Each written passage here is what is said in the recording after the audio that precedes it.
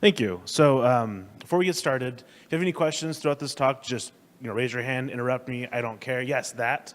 It's gonna be pretty relaxed, but we've been using Docker in production for the last about 2 years, and I just want to kind of talk about some of the gotchas we've had, some of the experiences we've had, and well, let's just get into it. So I'm John. You can find me online at BlazeDD on Twitter, Reddit, pretty much anything. My website, blazedd.com. I work for a company, or actually a co-founder of NodeCraft. We do game server hosting for plenty of people that play online games. I also would love to talk about that, but I'll talk to you afterwards. But let's get started. So some of the questions I have is, you want to build infrastructure, and you absolutely don't want to do it all from scratch, but you kind of have to pick which version or which flavor of Kool-Aid you're going to drink. Are you going to do it the AWS way? Is it going to be Azure? But it's all these different formats to build your application and deploy your application that requires you to really focus on what they need or what they want you to bring so that it works within their platform. And this really kind of ignores anybody that's doing anything with dedicated hardwares, VPSs, or if you want to bring your own data center, have a data closet, whatever, or even Raspberry Pi, you kind of lose out on this continuous integration platform you built, or just produce your applications. And this is kind of what we feel like Docker shines, because it kind of helps us do any of those things by building one platform. And you are still drinking a flavor of Kool-Aid. Don't think you aren't. But different flavors have different side effects. But just to kind of preface this. So let's get into some of the lessons we've learned. So first one is there are many different ways to build infrastructure with Docker, but there are less to ensure it's the right answer. There's a lot of times you can build an application or just deploy a container and it looks like it's working, it acts like it's working, but a prime example of that would be any database in Docker. And this is the first thing you'll find most people talking about or complaining about is, why are you running databases in Docker? That's terrible. You're going to lose your data. But I mean, the reality is, if you don't configure it right, you're going to have performance issues, and you could even lose your data, which is kind of the antithesis of what a database is for. So configure it right, and it'll actually do what you expect it to. But if you don't, it'll still run, but you'll find out later that it wasn't the solution you needed. But let's go on to the next one here. So you need to build a solid understanding of what a container is. So, a lot of people like to say, well, it's like a VM, but da-da-da-da-da.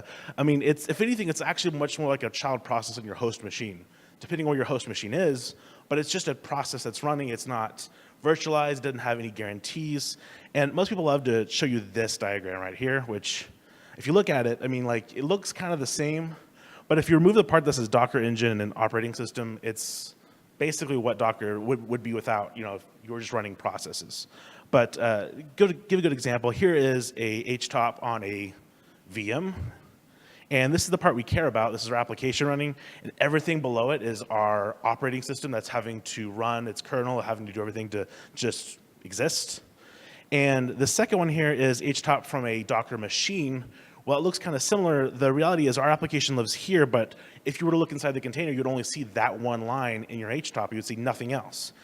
And so this is actually a process on your host machine, just to kind of get any kind of confusion out of the way ahead of the time. So moving on, Docker updates very frequently. And sometimes you get breaking changes, and sometimes they're intentional. Sometimes you get months in advanced warning, but you need to be really careful that you're just aware of this happening. And a good example of this is their issues list. We just searched for breaking changes, and that's 400 of the 2,000 issues on Docker's GitHub repo. Just be aware. So the next thing I want to say, there's a lot of online resources. People love to talk about Docker. It's the hot new subject. And they want to tell you how to get started, how to do a thing. But so many of them are actually outdated. To kind of go back to number 3, oftentimes you'll find something that says, hey, this works this way, and then you go to do it, and it's like, that is not at all how it works. Or even worse, somebody has a misconceived idea of what Docker does in the first place, so you've just been given a bad practice in the first place. So just be careful what you find online. I've even found books that are out of date, but take it with a grain of salt, learn what it does. Its docs are actually getting better. It used to be terrible, it used to be out of date, but look at the docs, talk to people in the IRC channels, or the Gitter, I think is actually more relevant anymore. But just be careful what you're learning from and how you learn. So the next thing I found a lot of people doing is they don't want to go at Docker, they want to go at the orchestration. They think Kubernetes or Mesos is the great tool to use, and they don't understand what Docker does for you in the first place. And that's kind of a bad approach because it's kind of like going at the engine. Instead of learning each part of the engine, you just learn the whole thing at once, and it doesn't really work. So, I mean, they're really complicated tools. There's a lot going on. Some of it's Docker specific, some of it's specific to the orchestration itself. Just be careful, but learn Docker, then learn orchestration. Otherwise, you run into one of these issues. It's a tweet by Matt. He says, your app in Docker on Kubernetes, on OpenStack, on Mesos, on DCOS, on VMs, on bare metal. And so, I mean, try debugging what's happening on the insides of those suitcases just becomes a nightmare. So learn a little more, and you'll be a lot happier and spend less time pulling your hair out. So next, be careful about what third-party images you're using. So when you start deploying your containers, you're going to use an image, which is going to be what your container is. And some people provide third-party official images. So Docker will have a few. There's going to be some Go. Pretty much most programming languages have an official image that says this is what you expect it to be. There's nothing weird in it. And every now and then, you're going to also find, somebody said, I'm doing this one weird thing for this one, Raspberry Pi doesn't have a Node image that works on it, so I've made one, and that's cool and all, but maybe you should check out what's happening on it, because with those third-party images, you can almost always look at the Docker file and see exactly what they're doing. There's ways to hide this, but just it's pretty much in plain text. It's open source at the end of the day. Also, Docker Hub will just flag certain things as official, so those are pretty much safe to go. Next, creating your own Docker image, to hinge off the last one, is kind of daunting. The first couple times you look at it, you're like, well, what am I doing? Because when you come into it, you still come into this like slightly VM idea mindset, and you're like, well, am I creating a whole new operating system? Like, what's going on? I see Ubuntu in most people's base images. I can't just make my own Ubuntu. That's really weird and scary. But it's generally like a required thing to even be effective with Docker. And the reality is it's pretty simple. Like, there's a lot more advanced topics if you're going to make your own like base, because everything's based off of something.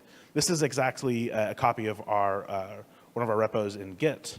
And it's real basic. You've got Node 8. We're using Alpine, which is a version of Linux that's slimmed down. So if you just throw Ubuntu in there, you're going to have like 200 to 700 megabytes of operating system like bin files there that you're never going to use. With Alpine, you'll have like 7 megs. We set ourselves as a maintainer, throw a couple of environment variables. We're going to copy our files from the Git repo into the actual container at home website. We're going to run npm to just get our dependencies set up and set our work directory, and then just start the app. And that's pretty basic. And there are a lot more advanced topics you can get into. A lot of people rely on shell scripts to do a lot of the actual activities. They might actually let you set your own environment variables, and then based off those environment variables, do certain things. But at the end of the day, this isn't really an advanced concept. You're not, creating a operating system. You're not doing anything extra special, but just learn how this works. You'll be much happier. So, this feels like a lot of cautionary tales, but these are just things that we kept running into, and just things I think are important to know. But be aware of your hardware constraints. You're still running on a machine. You're not running on just a blank VM. So one of the biggest misconceptions I see is that I'm going to scale my app up, so we'll just have 10 of these running on the same machine.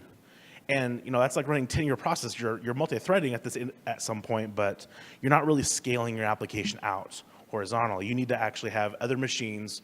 Maybe they're VMs, that's cool, doesn't matter, but just different machines that have different CPU, different IO restrictions and requirements. Just good stuff to know.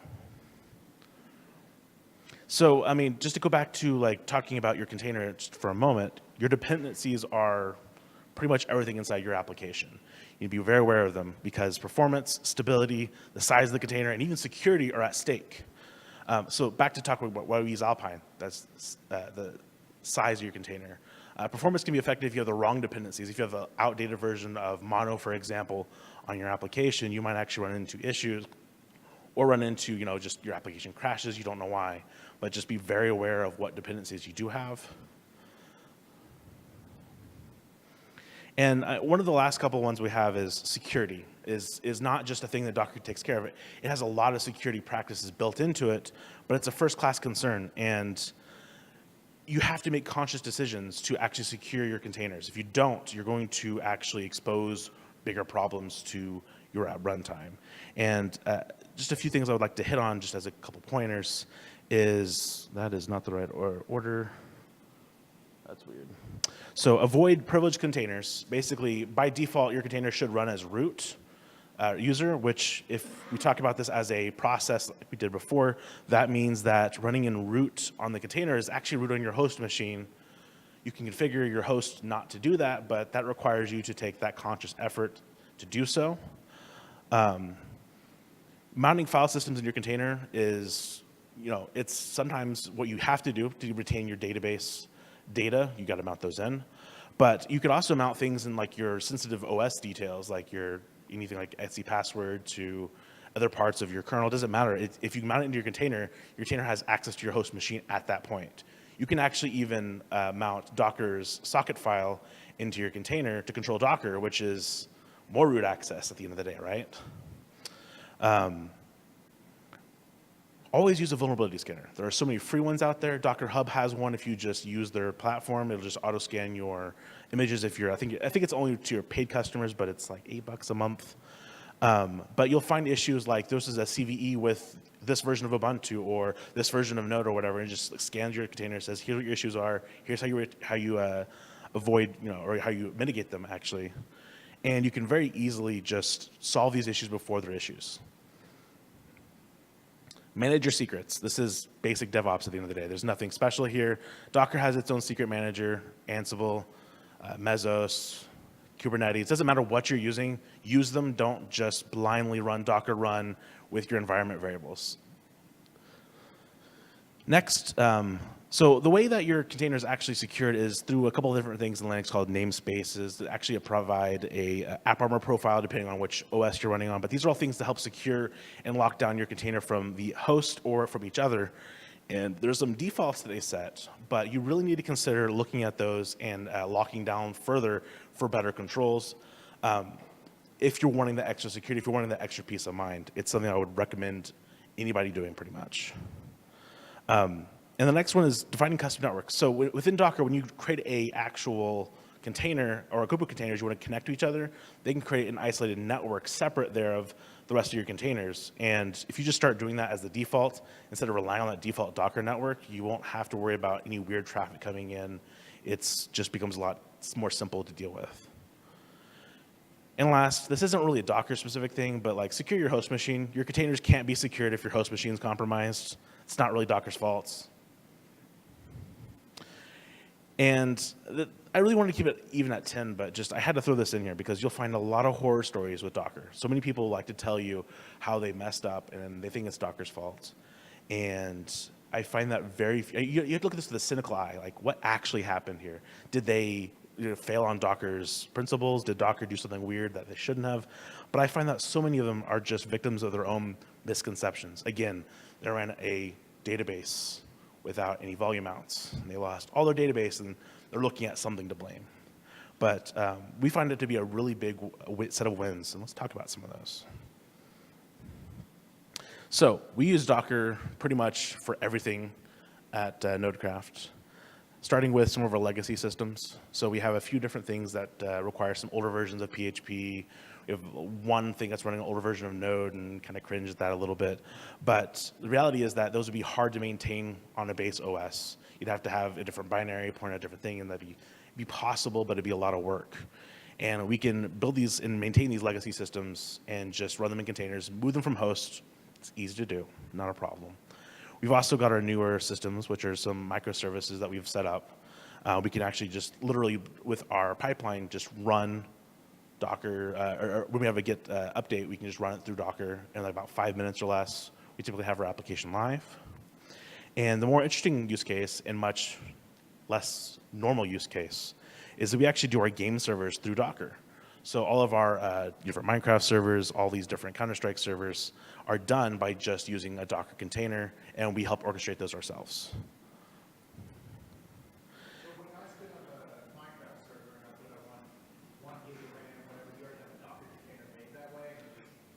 So his question was, when we spin up a Minecraft server, do we just have a Docker container ready and spin up for him? And the basic answer is yes. That's exactly how we're running your process. We're handling the files a little differently to make sure that you have your own world, but More or less, yes.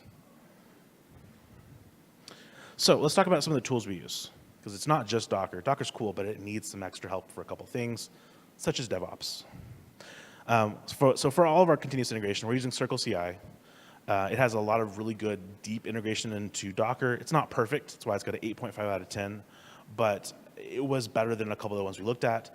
Docker Hub actually provides its own, and we still prefer Circle over it. So, I mean, if you're getting started with Docker and you want something to just build your container, so when we back up for a second. So when you push a change to our repo, Circle CI can actually go build the actual image, push it to Docker Hub, and take care of all that for us so we don't have to worry about doing that whole part of the process. That's what it's doing for us with Docker. As I mentioned before, we have Alpine. I don't have any faults with it. It does exactly what it's supposed to do. It's small. It makes everything work well. And we have never run into an issue where it's like, oh, this is caused by Alpine. It's usually like, oh, we didn't get this one dependency. Let's install it, and then we're done. We've also got Ansible. This is probably the worst thing we have right now. It's our technical debt of our Docker stack. So once we build that Docker image, Ansible is running and installing that on our local machines. And it's okay. It's actually got outdated Docker libraries, which is a problem that anybody that's working with Docker has. So I understand it, but it's still not great. We're actually looking at using Kubernetes in the future, but it's just one of those things that I wouldn't say, yeah, you should use Kubernetes to deploy your Docker images. Just I wouldn't do it. And of course, Docker Hub. It's good until it's not. I mean, there's actually issues where we'll push a commit to GitHub, Circle CI will build it, and then it'll fail mid-build. And it's like, oh, what did I do wrong? I obviously didn't test or something before I committed. And I'm like, no, Docker Hub just wasn't responding. And you're like, what? Why is that an issue? So that's my biggest complaint. I'll come back to that here in a minute. The big wins that I want to talk about with Docker for us really come down to our time to deploy is much faster. We can actually just deploy and have it run and not have to worry about it. That's really nice. This isn't something that's specific to Docker, but it was just something we found worked within our necessary constraints. Recovery time is great because you don't have to wipe everything, redeploy or rebuild your dependencies, and then run your application. You've already got that rebuilt because you have these images that are like stamps of your application as they were. So you just point out the old one that works and just put it back up online, and you've recovered. There's actually plenty of services that do this as an actual platform. So they'll actually have tons of tests that are running in the background, and one of those fails on your production application. Or if you just have breakpoints that are like, if this happens, roll back. And you can actually just trigger this so you don't have to worry about it. You just get to break things and not worry about it, the consequences, really. So the next thing that I really want to talk about is the applications are deployed. That's cool. But are they online? I don't mean are they running on a machine. Are they actually online? You can, obviously tell if the process crashed, but how do you know that it's responding, has it locked up? And Docker has some of these things called health checks, which will more or less let you know, what it should do. So does it restart the application if it's done? If something's gone wrong. A few orchestration software features will actually restart that for you. So you don't have to worry about it. Just, I want 5 of these, and when something happens, we just knock one out and bring back another one.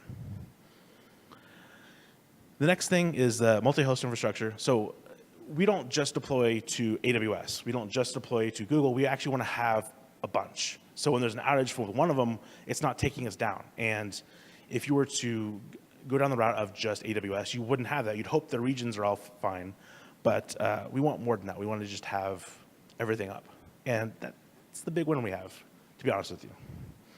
Container logs, they're maintained. There's a whole logging system inside Docker. It's good to use. We're not doing it very well, but we'd like to change that. So the next big feature that I really haven't talked about much is the way it handles network security. So you can connect 2 of your applications together and say that this database and this application need to talk to each other.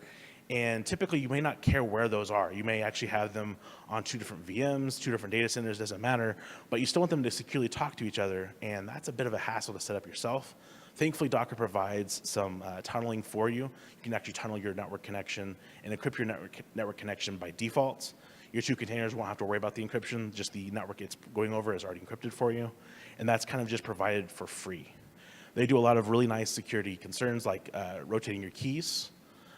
So you don't have to even worry about that. I had a question? I don't know off the top of my head, but they have a whole set of docs where they talk about this. I can talk to you about it afterwards. I just don't know off the top of my head. Sorry. He asked what encryption they used on Docker. Sorry. And so all this means our CI pipeline was easy to build. We just put up Docker images, set up something to deploy it, and it worked.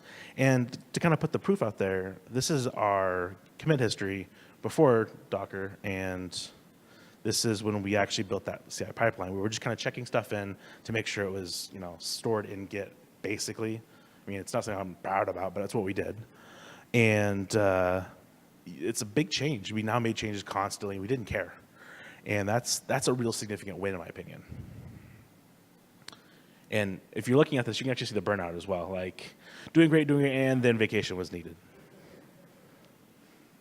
So, I mean, I don't want to paint this picture of this perfect software. It's not, the absolute best. There's definitely some improvements. That's why projects like RKT exist.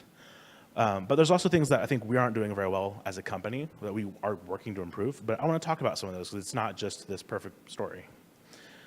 Orchestration we have right now is kind of a tangled knot.